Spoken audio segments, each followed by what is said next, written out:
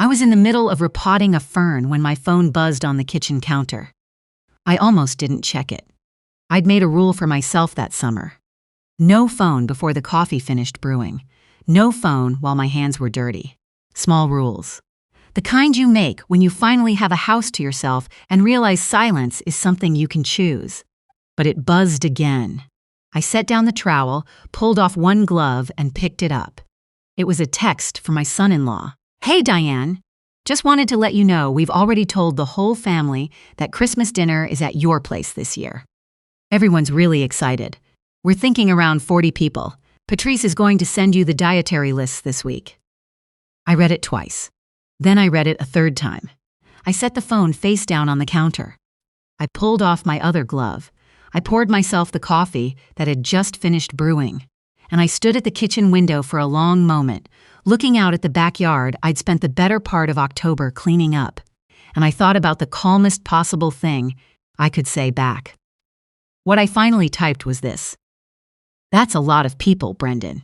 I'm not sure where you got the idea that I'd agreed to host.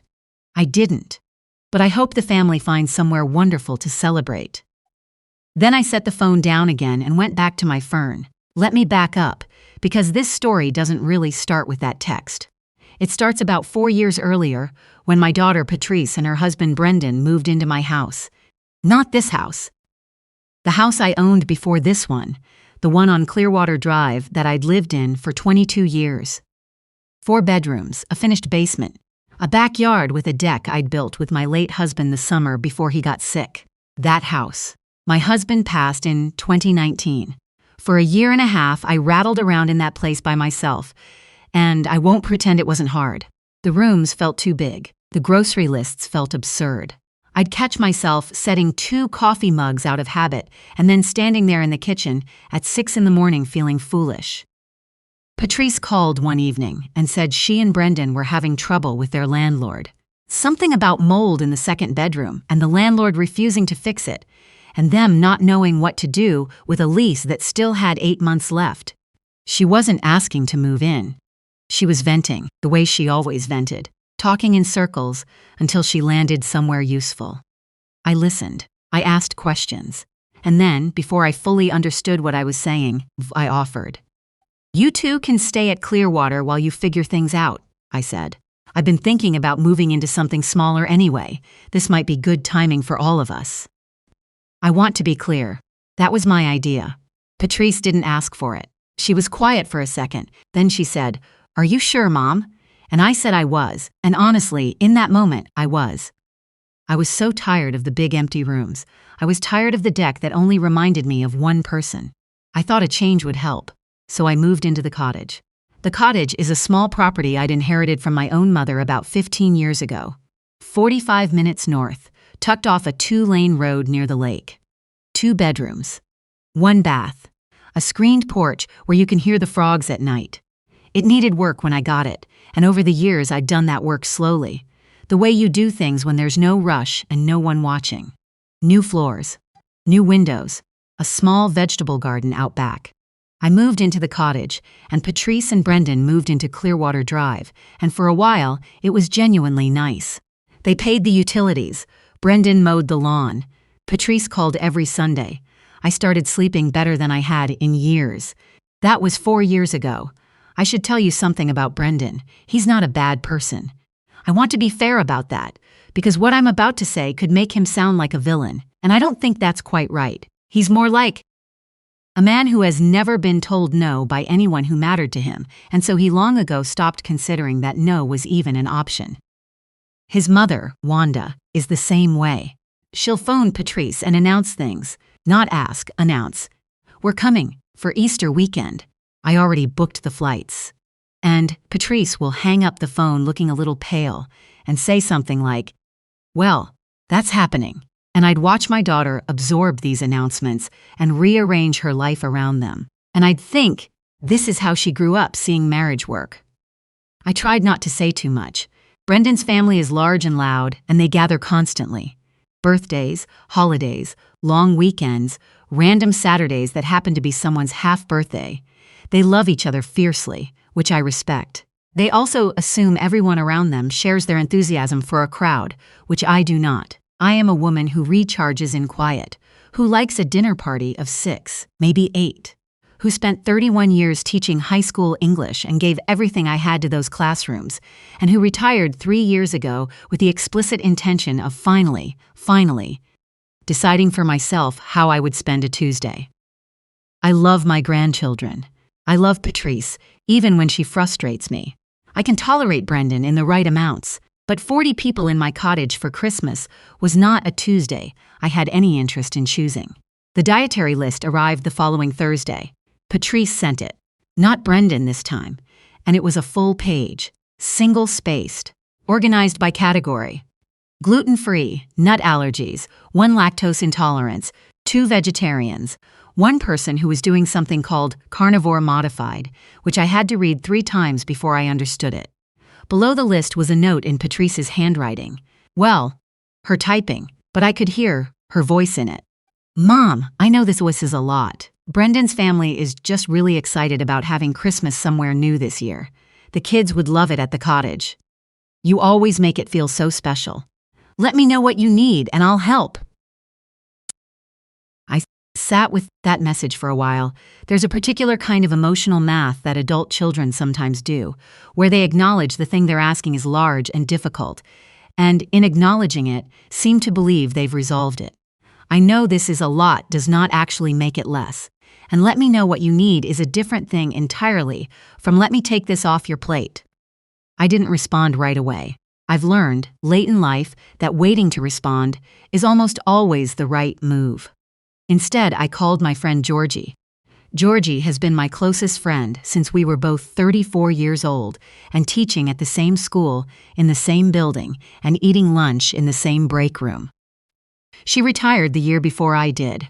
She lives 20 minutes from the cottage, and she is, without question, the most practical person I have ever known. Tell me the whole thing, she said when she picked up. I told her. Start to finish.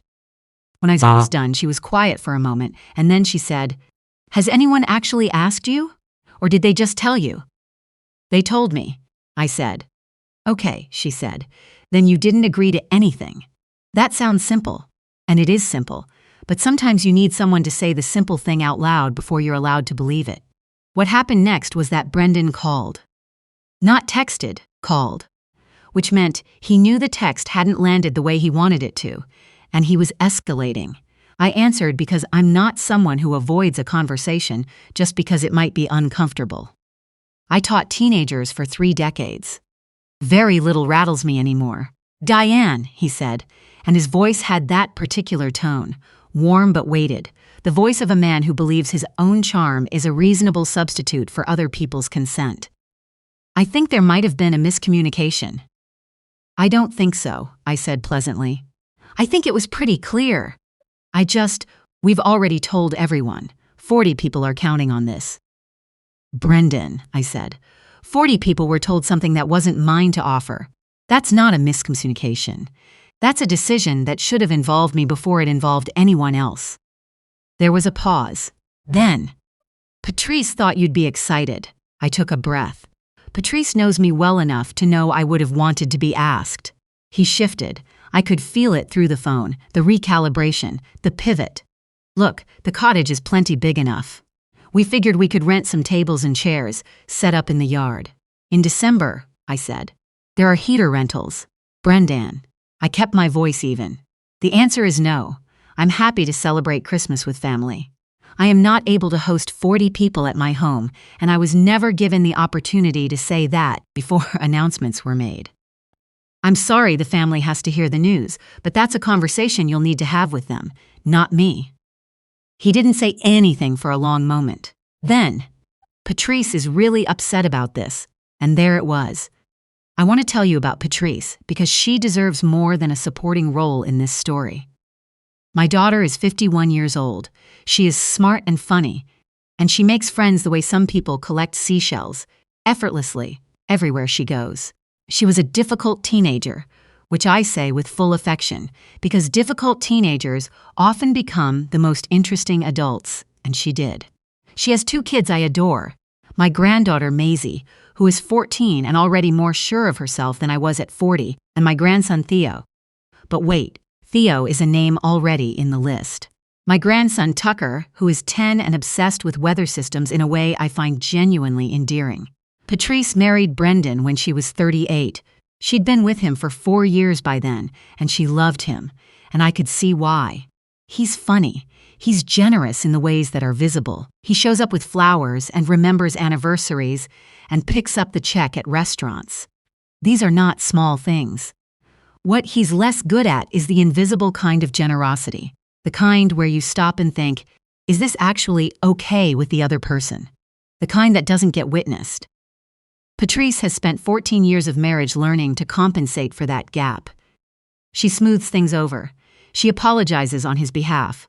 She translates for him with her family, and she translates for her family to him. It's exhausting work, and she does it so automatically that I don't think she even notices it anymore. She called me an hour after Brendan did. "Mom," she said. Her voice was tight. "Brendan is really upset." "I heard," I said. "How are you?" A pause. "I'm in the middle." "I know," I said. "I'm sorry about that. I'm not trying to make things hard for you." "Everyone's already expecting it," she said. "His aunt is flying in from Phoenix. His aunt should have been told there was a plan, not that there was a confirmed event," I said. "That's Brendan's responsibility, not mine. Mom, Patrice." I said her name gently, the way you say a name when you want someone to actually hear you. "Do you think I agreed to host Christmas for 40 people?" A longer pause. "No," she said finally. "I didn't think you'd agreed. Did you think I'd say yes if you asked me the right way?" Even longer pause. "I thought," she said slowly, "that once it was already planned, it would be easier for you to go along with it." I sat with that for a moment. It was a more honest answer than I expected, and it told me more than she probably meant to share. "That's not a kindness," I said, deciding for me that I'd rather be presented with a done deal than be consulted. "That's not easier for me. That's easier for you and Brendan." She didn't say anything. "I love you," I said. "I love those kids. I want to see everyone at Christmas, but not like this." Here's the part where it gets more complicated. About a week after the Brendan call, I got a call from his mother, Wanda. Now, Wanda and I have what I'd describe as a cordial relationship. We've been in each other's lives for 14 years. We've sat at the same tables, watched the same grandchildren open Christmas presents, laughed at enough of the same things to have built a reasonable foundation. We are not close. We are polite. Wanda opened with pleasantries, which I knew from experience meant she was building toward something. "I just wanted to reach out woman to woman," she said, after we'd covered the weather and how Tucker was doing in school. "I think there's been a little misunderstanding, and I wanted to see if I could help smooth things out." "There hasn't been a misunderstanding," I said. "The situation is pretty clear." Of course. She had a way of agreeing with you while completely ignoring what you'd said. I just think the family gets so excited.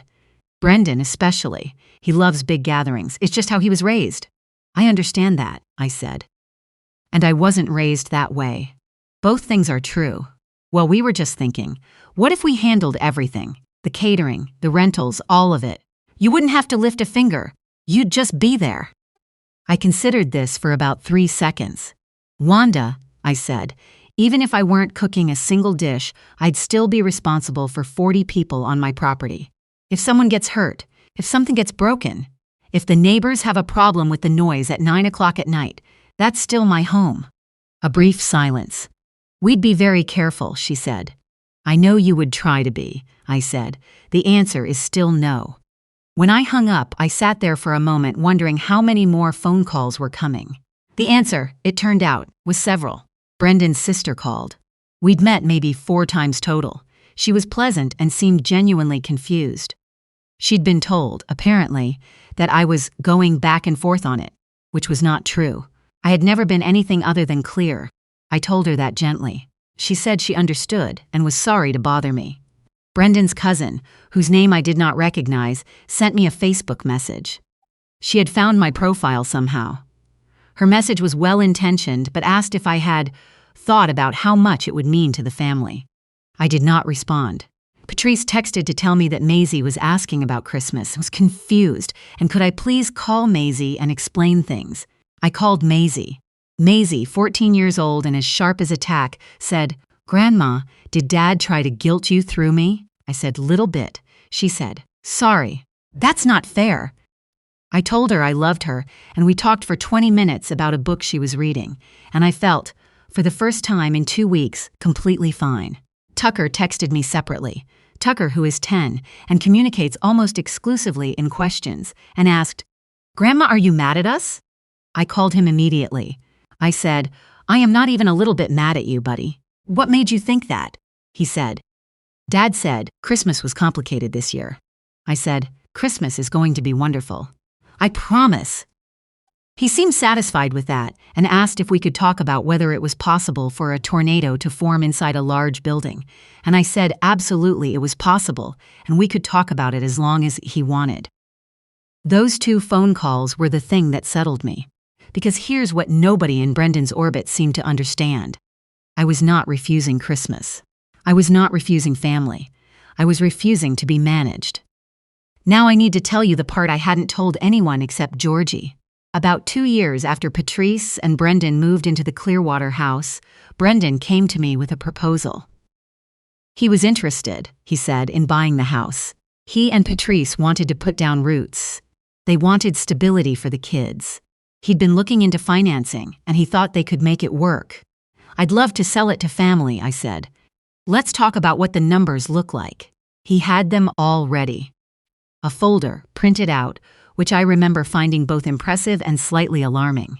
He walked me through what he thought the house was worth, which was about $40,000, under what a realtor friend of mine had estimated the previous spring, but not so far off that it was obviously insulting. He talked about a payment plan. They would pay me monthly rather than getting a bank mortgage, and we would formalize it with paperwork. I said I'd think about it. I did think about it. I thought about it carefully over several weeks, and I talked to Georgie, and I talked to my attorney, a man named Frank who's been my family's lawyer for 15 years and who has the gift of saying complicated things in plain language. "What's your hesitation?" Frank asked. I told him I wasn't sure I wanted to sell at all, that I'd offered the house to Patrice and Brendan as a temporary measure, and somewhere along the way it had started to feel like a permanent one, and I hadn't entirely agreed to permanent. "Do you own the house outright?" he asked. I did. "Then nothing has changed," he said. "You can sell or you cannot sell. If you do decide to sell, I'd strongly recommend a proper agreement through a title company, not a private payment arrangement. Private family arrangements go badly more often than they go well." I told Brendan about 2 months after his proposal that I wasn't ready to sell, that I appreciated him thinking ahead, but the house was still mine, and I wanted to keep it that way for the time being. He was gracious about it. Or at least, he seemed gracious. He said he understood. He said they'd keep saving. He said no pressure. That was 18 months ago. But here's what I noticed in the months after that conversation. Little things started shifting. Brendan began referring to Clearwater Drive as our house. Not the house, not Diane's house, but our house. In the casual way you refer to something that is already decided. Patrice did it too, sometimes. I'd let it pass. People say things without thinking. And then, about 8 months ago, I got a call from the homeowner's insurance company. There'd been a minor claim, a burst pipe in the laundry room, quickly repaired, minimal damage. But the adjuster wanted to confirm some details with the homeowner of record. Brendan had told them he was the homeowner, not the resident. The homeowner. When I called the insurance company back, I spent 40 minutes on the phone clarifying that I was the owner of the property, that I had been for 22 years, that no transfer of ownership had occurred, and that any future claims would need to come through me. I did not say anything to Brendan or Patrice that day. I made notes. I called Frank again, and I updated my estate plan. That was the thing I hadn't told anyone but Georgie. In November, about 3 weeks before the Christmas text from Brendan arrived, I'd done something that had been on my mind for a long time. I transferred Clearwater Drive into a trust. The trust named my 2 grandchildren as beneficiaries, to be administered until they each turned 30. Frank handled all the paperwork. It was legal and clean and properly recorded with the county. As of the day it was filed, I owned the cottage. I owned my car and my savings and my life. The house on Clearwater Drive was no longer mine to sell, sign over, or negotiate away. Not because I'd given it up, but because I'd secured it deliberately for people I knew would honor what it meant. I did not announce this to anyone. I went back to repotting my ferns. The Christmas situation came to a head in mid-December. Brendan called and told me he'd found an event rental company that could handle everything: tables, chairs, outdoor heaters, linens, the works. He'd gotten a quote. He wanted to know where to have them park the truck. I said, "Brendan, I need you to hear me clearly. I have said no to this, multiple times. To you, to your mother, to your sister. The answer has not changed. Whatever plans the family has made for Christmas, they need to be made somewhere else." His voice went flat. "This is really disappointing, Diane." "I'm sorry to hear that," I said. "Patrice is going to be devastated." "If Patrice is devastated, it's because you told 40 people something was settled before it was. That's a conversation for you two to have." "You know," he said, and I heard the shift in his voice, the shift from warm but weighted to something with a harder edge. "Patrice and I have been talking about our long-term plans, about Clearwater, about the future." "I imagine you have," I said. "We've been there 4 years. We've put work into that house. We've thought of it as ours." "I understand that you've thought of it that way," I said. A pause. "We'd really like to talk about the deed, Diane, about making things official." There it was. I took a breath. I kept my voice exactly the same temperature it had been the whole conversation. "The house is in a trust," I said. "It has been since November. It's been set up for the benefit of my grandchildren, and there's no deed to transfer. Frank has all the documentation if you or Patrice want to review it." The silence on the line was a different kind of silence than the ones before it. Finally, Brendan said, "When did you do that?" "When I felt it was the right time," I said. "I hope you and Patrice have a wonderful Christmas. I mean that sincerely." I ended the call. Patrice called 2 hours later. Her voice was different, not tight the way it gets when she's anxious, but quieter, smaller. "Did you know?" she asked. "Did you plan this?" "I didn't plan it the way you mean," I said. "I made a decision about my own property when I felt the time was right." "We've been living there 4 years, Mom." "I know," I said. "And you're welcome to keep living there, under the same arrangement as before." "Nothing about that has changed." Brendan feels blindsided. "Brendan was building plans around something that was never his," I said. I kept my voice gentle. "The house was always mine, sweetheart. You knew that." A long pause. "I thought," she started, and then stopped. "What did you think?" "I thought that eventually it would just become ours, that you'd decide that was easier." I closed my eyes.